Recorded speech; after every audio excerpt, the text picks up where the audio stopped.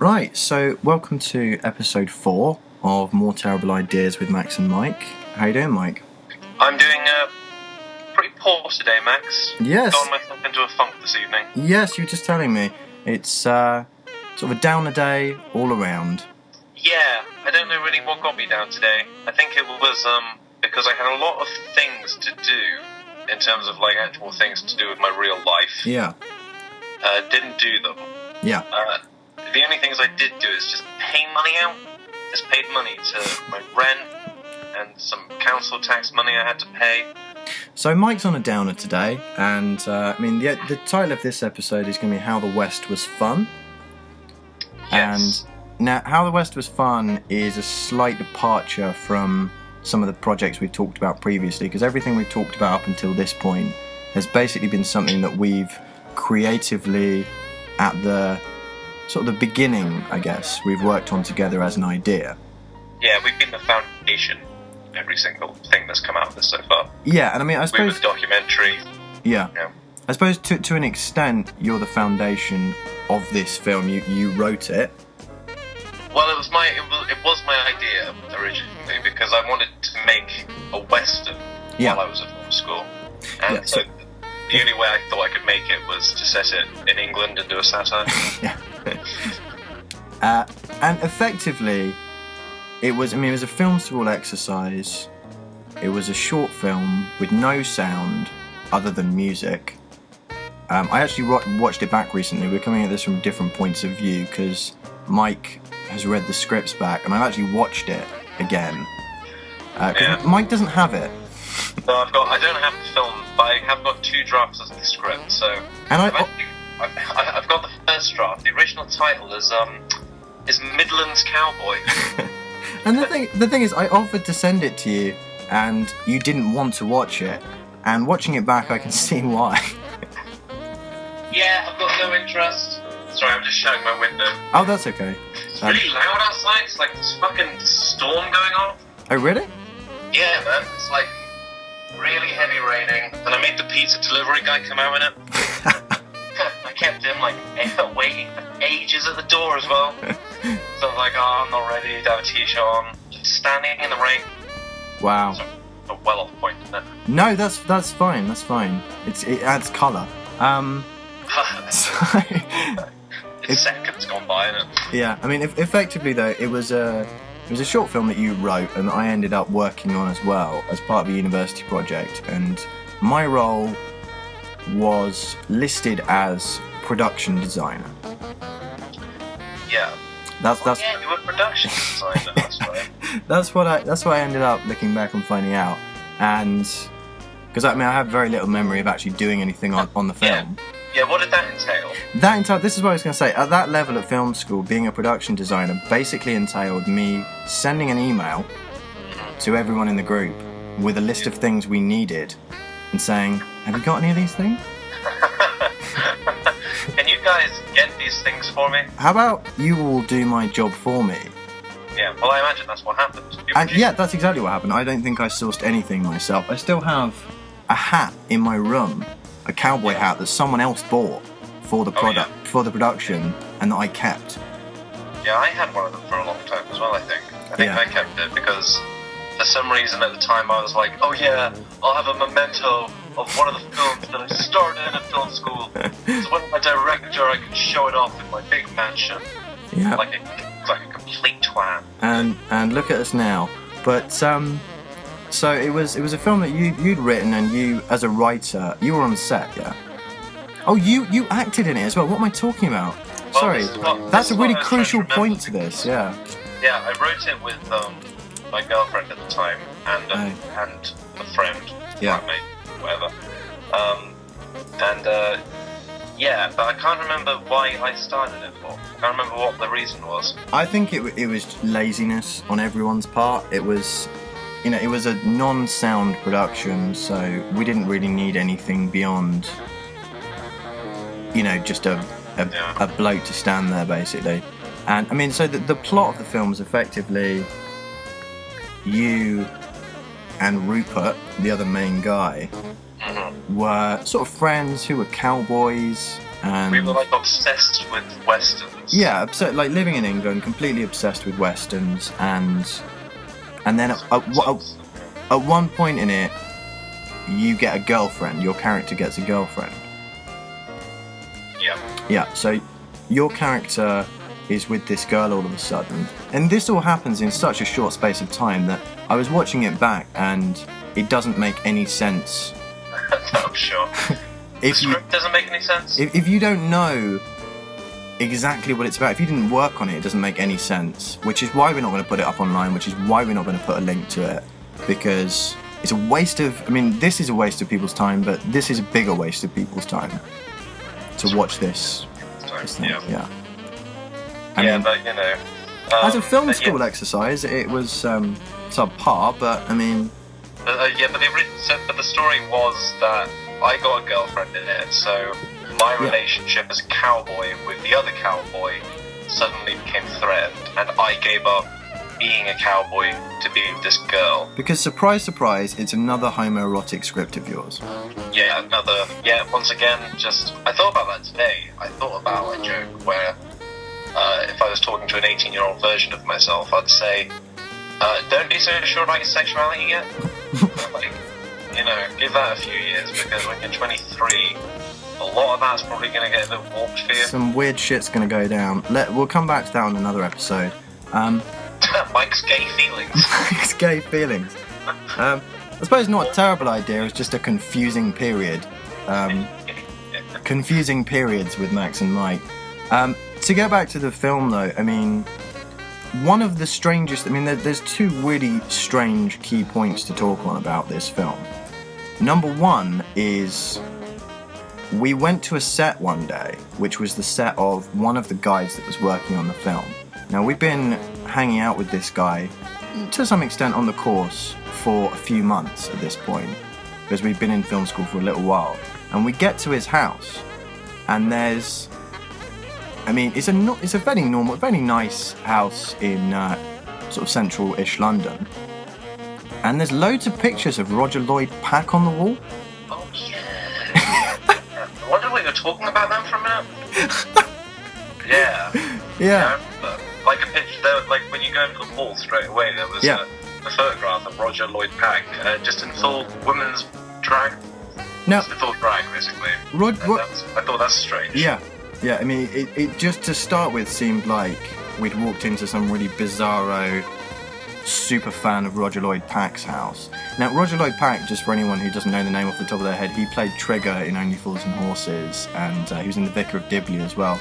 Actually, he's quite well known to international audiences because he was in Harry Potter. He played Crouch. He was huge. He's sadly, really, I mean, it's really sad. He died a few years ago now. I mean, we'd been in his house like maybe 20 minutes. Maybe no, it was longer than that even. It was longer than that because I just thought it was very strange. No one else was really commenting on it. I remember it differently. I remember it with sort of people whispering throughout the crew.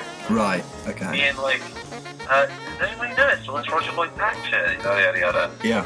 And then it kind of struck the guy's name, the guy whose house we were in, who was on our course, who we'd been on the course with for so long. For months. It was like, oh, I'm kind of adding two and two here together. And I said to him, I remember I was the one that asked the question. I remember this clearly. I said, Louis, was your dad in The Vicar of Dibley? It was like, what's the question? Yeah, it was. I mean, I was trying to couch it in such terms that I wasn't going to say, "Is your dad Trigger?" I'm sure that is the second question you asked. I'm sure you asked, "Was your dad in The Vicar of Dibley?" And he said, "Yeah." And then you went, "Is your dad Trigger?" I'm sure it was as blunt as that. It sounds like something I would have said. I mean, that sounds about right to me. And it was he was so casual about it. He's such a nice guy. Yeah, he really is. He was a nice guy. So humble, so nice, like, and yeah, it's just a very bizarre experience being there and shooting this terrible film in Roger Lloyd Pack's house. And then the other thing that we should touch on as like a really big sort of point with this film is the original ending. Now, the ending that is in the actual film is Rupert's character, so the other main character other than you, confronts yourself and the girlfriend that you've got at that time. Yeah. This was in the Junction pub. Yeah, it was in the Junction pub in Harrow, in North London. It did look quite a lot like a sort of saloon. That was the thing. It was quite a good location, I thought. Well, it was fantastic production design. Oh, yeah, I'm sure you did get it. I'm sure it wasn't you who got it. I'm sure it was the producer. I don't know who it would have been. I don't know who the producer was. Oh, it was nothing. It was nothing to do with me. But and I remember the guy that directed it was Nathan Long, who's actually quite a successful director now. Yeah. And again, this episode sounds just brown nose in this episode. Yeah, I mean, we worked. Just going over the peers that we respected, but then of course we're leaving out tons of people who are on our course. That's another episode, and we will just come back. We will come back to that, but that is another episode. We're going to mention everybody on the course, talk about them, and our feelings about them. One by one. That sounds like a minefield. You know what I mean? Yeah, one by one. We're gonna take the list off. I will find a list and I will take it off one by one. But the other story is the original ending, and the ending that we put in was you are confronted by Rupert in the bar with your girlfriend, and then the two of you at the end of this confrontation end up walking away with her tied up on the ground. Yeah, like we'd sort of tied her up with the lasso. Yeah, I mean, it was beyond homoerotic at that point. But you see, this is the thing, because I was in the writer's room from the very beginning, and the whole idea that this was based around, the whole fucking script, was based on the joke that these two boys were deluded in their idea that they were a cowboy, and so their world was actually secretly really dangerous because they were so out of touch with reality. So when a woman got involved with them, the final joke was that they decide that they want to be cowboys and friends again, so they get rid of her, tie her up, and just sort of leave her in like a really grotty town centre train station, like tied to the tracks. Yeah, that was it, like a modern train track. And I thought the ending would be them. It would be a shot of her in the foreground, like her face with a tape over it, just like rolling around on the tracks, struggling desperately. The two cowboys walked off in the distance, hand in hand. Yeah, I mean, that was the idea, because they had Brokeback Mountain references as well. Oh really? Okay, that makes sense. Yeah, that makes sense that was a big influence. I suppose Brokeback Mountain and Saw. Yeah. Yeah. Yeah, well that's the thing, because the lecturers refused to allow me to do that ending. Yeah. It's a dark ending, and it's not funny. It's hilarious. That was the way with a lot of the endings of your scripts, that you just simply weren't allowed to do the ending. I mean, I remember They changed my whole Hitler script. I was going to say, but between Right and Wrong, I remember the original ending for that. This was another script that Mike wrote, which was basically a love story between Ava Braun and Hitler in the final days. And it ended with a musical montage.